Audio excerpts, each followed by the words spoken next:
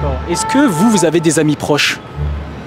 Bah, en fait, je suis beaucoup entourée parce que je suis dans le milieu de la mode, mais j'ai très peu d'amis. En vrai, je sais pas, hein, ça c'est une bonne question. Je dirais pas que j'ai des vrais amis. On considère pas que l'amitié, ça a vocation à durer éternellement. En grandissant, on sait un peu plus précisément qui sont nos vrais amis. De plus en plus de personnes disent ne pas avoir d'amis aujourd'hui. J'ai voulu comprendre pourquoi c'était une situation en croissance en France en allant dans la rue aujourd'hui et poser des questions aux passants. C'est parti. Bonjour, excusez-moi. On pose des questions aujourd'hui sur l'amitié. Est-ce que ça vous dirait de répondre à quelques questions très rapides? Et vous les mettez dans... C'est pour ma chaîne, c'est vraiment s'intéresser à l'amitié en général. Et voilà. Qu'est-ce qu'une vraie ou un vrai ami pour vous? Un vrai ami, c'est quelqu'un qui est toujours là pour son ami. Et c'est quelqu'un qui peut se déplacer à n'importe quel moment de la journée, de la nuit. Après, pour vous dire en toute sincérité, je n'ai pas vraiment d'amis. J'ai 2-3 amis et pour moi, mes amis, c'est comme mes sœurs. C'est quoi un ami ou une amie pour toi, une vraie amie?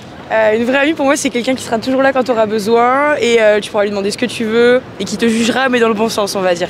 Wow. T'en as beaucoup comme ça? Ah ouais, j'ai vraiment des bons amis et c'est grâce à eux que je suis là dans ma vie. Un mec avec qui je passe toutes mes journées, genre rien faire, c'est vraiment le rêve avec lui. Quelque part, je pense qu'un vrai ami, c'est quelqu'un qui attend pas beaucoup de vous, qui attend juste ce que vous pouvez donner vous. Et de ce fait-là, on est un bon ami quand on n'attend pas de l'autre des choses qu'il ne peut pas donner. Finalement, quand on en attend très peu, à part peut-être une présence, quelque part. Et là, ça se base sur le respect et la vérité. C'est-à-dire qu'on respecte la personne et on lui doit la vérité. Ensuite, ça c'est vraiment la base solide pour moi. Et après, c'est passer de bons moments avec la personne. Ouais, pour moi, c'est ça l'amitié. Je pense que c'est quelqu'un qui est toujours là pour toi, tu vois. T'en as beaucoup? Non, faut pas avoir trop de potes, tu vois. Ami qui peut être là toujours pour moi, j'en ai que 2.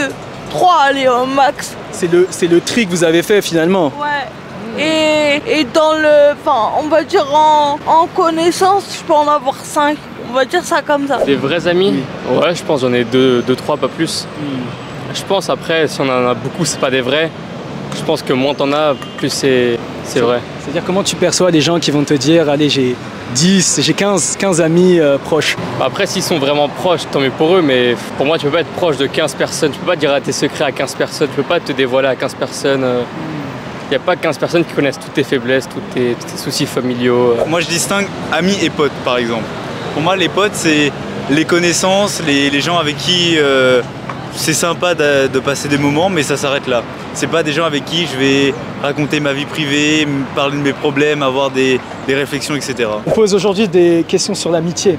Ah, si tu veux. Ouais. Est-ce que dans ton entourage, est-ce que tu as des vrais amis? Moi, je dirais pas que j'ai des vrais amis. Je veux dire, j'ai rencontré des personnes. Avec un instant T, ça va bien se passer. On va rigoler, on va produire des choses. Mais je considère pas que l'amitié, ça a vocation à durer éternellement. Pourquoi ça? On dirait que c'est super triste dit comme ça, ouais. Mais pour moi justement l'amitié c'est cette relation qui n'a pas vocation à rester dans le temps et ça se différencie en ça de l'amour, tu vois. Du coup tu différencies le fait que l'amour ça dure et l'amitié pour toi, toutes les amitiés que tu as n'ont pas duré très longtemps. Ouais, moi je regarde par exemple mes potes de lycée etc, c'est des personnes avec qui très facilement tu peux t'éloigner etc.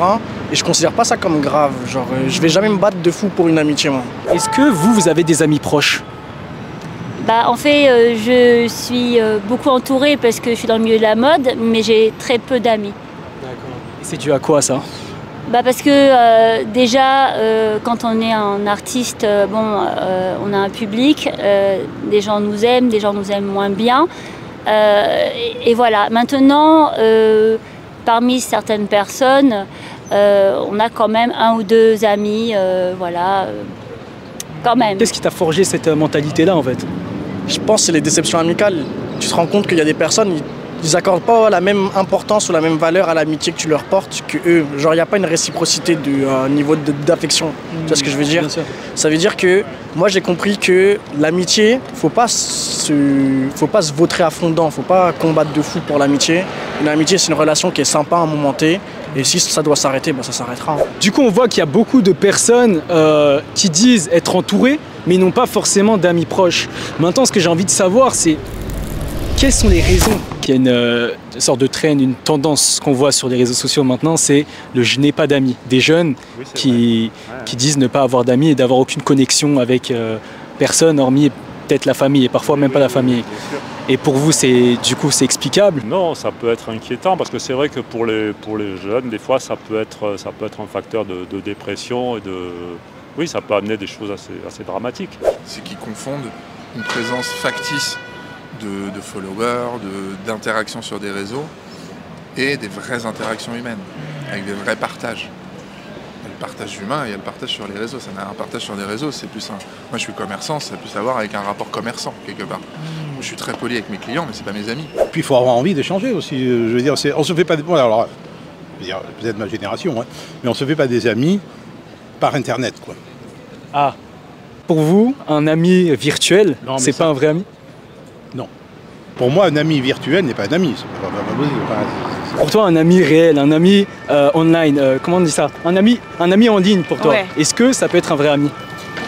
Il peut y avoir des atomes, enfin des trucs qu'on appelle ça un lien, mais je pense que le réel ça fera tout. C'est comme les applications de rencontres et tout ça, c'est la même chose. Il y a toujours ce truc en plus avec la réalité. Moi je suis pas sur les réseaux, j'ai aucun réseau social. Je l'ai été pendant un moment et justement j'avais l'impression que ça m'apportait pas beaucoup, donc j'ai fait le choix de tout couper. Comment ça que ça t'apportait pas beaucoup? Parce que tu vois, j'avais l'impression qu'avec les réseaux sociaux, j'avais des nouvelles permanentes de gens qui n'étaient pas vraiment mes amis et je voyais leurs photos de vacances et tout, et puis en fait ça m'apportait rien, et alors que mes vrais amis finalement c'est pas sur les réseaux sociaux que je communiquais avec eux. Je pense que tu peux faire des vraies amitiés sur les réseaux sociaux. Après, je trouve que ça sera jamais la même chose que dans la vraie vie, mais ça veut dire que tes vrais amis dans la vraie vie, tu dois les rencontrer, tu dois faire des sorties. Sur les réseaux sociaux, t'es là, si t'es pas sur ton téléphone pendant 8 heures ou une journée, c'est pas très grave. Du coup, on a fait pas mal déjà d'interviews et on voit qu'il y a un problème qui revient souvent, c'est les réseaux sociaux. Je vais un peu creuser et voir un peu ce que les gens ont à dire. Bonjour, on fait une vidéo sur l'amitié aujourd'hui. Ouais. I really don't speak good enough French. Do you think it's harder right now in our generations to make friends than the other one? Yeah, I think so, because through social media, everything got like, I don't know, so distant, and it seems like everybody waits for a better option to come along. Il y a un pessimisme vis-à-vis de l'avenir, il y a tout un tas de peurs qui font que les gens se replient sur eux, et les réseaux vont dans ce sens-là, parce qu'ils leur donnent l'impression qu'ils peuvent se passer des autres. Puisqu'en allant sur Instagram, on voit déjà plein de trucs, on a des stimulations, et on se dit que finalement on n'a plus besoin des stimulations de l'autre. Pour moi, il y a deux choses. La première chose, c'est qu'aujourd'hui, on bouge énormément. Ça veut dire tu peux changer de ville super facilement, tu peux changer de pays super facilement, ton travail, tu changes de travail assez facilement, etc.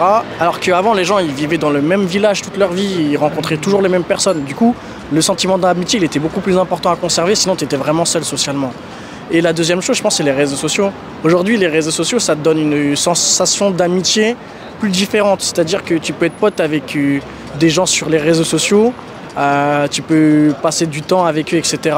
Et avoir une sensation d'appartenir à un groupe amical qui te donne pas forcément la nécessité d'aller vers l'autre gens dans la vraie vie. Tu vois. On est dans un monde digital. C'est-à-dire les gens sont vraiment dans leur propre monde en fait. Ils ne se voient pas autour d'eux. Je pense qu'en voyageant, il n'y a pas d'argent. Donc tu ne peux pas voyager. Rester ici, ok cool, mais chez toi seulement. Tu vois, genre, faut juste changer de choses. Aujourd'hui, je crois que ce qui manque cruellement, c'est d'intégrer un groupe, alors ça peut être un groupe philosophique, un groupe de réflexion, mais un groupe où on va au-delà de prendre un pot ensemble, où on va au-delà des randos ensemble, créer des amitiés. Il faut que tous les parents éduquent leurs enfants à ne pas avoir peur de l'autre. Pas hésiter, alors évidemment, il faut quand même se méfier un petit peu quand on est enfant, on passe pas la parole à des inconnus, ce genre de choses, mais sinon, on ne doit pas avoir peur d'aller vers l'autre. Toi, tu ferais quoi si tu arrivais là dans un nouveau, peut-être même tu l'as déjà fait, tu arrives dans un nouveau pays, tu connais personne, comment toi tu fais pour faire des nouvelles rencontres?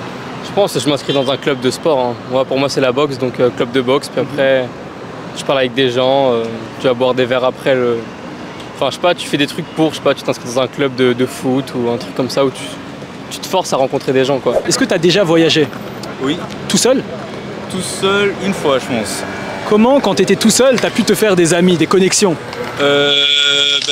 Soit j'étais dans un problème et j'avais pas ma famille ou mes amis pour m'aider, j'allais voir une personne au pif et au feeling on s'entendait bien et après on est devenus potes ou plus, ça dépend avec les gens. Tu voyages, tu sors, tu te débrouilles, tu vas à la fac, pour avoir quelque chose qui te relie à quelque chose de social. Ton téléphone il va rien faire pour ça. Il faut se forcer à parler aux gens, il faut pas hésiter à un peu changer sa personnalité ou sinon si tu restes absolument naturel, faut se faire apprécier. Pour toi c'est clé en fait. Ouais.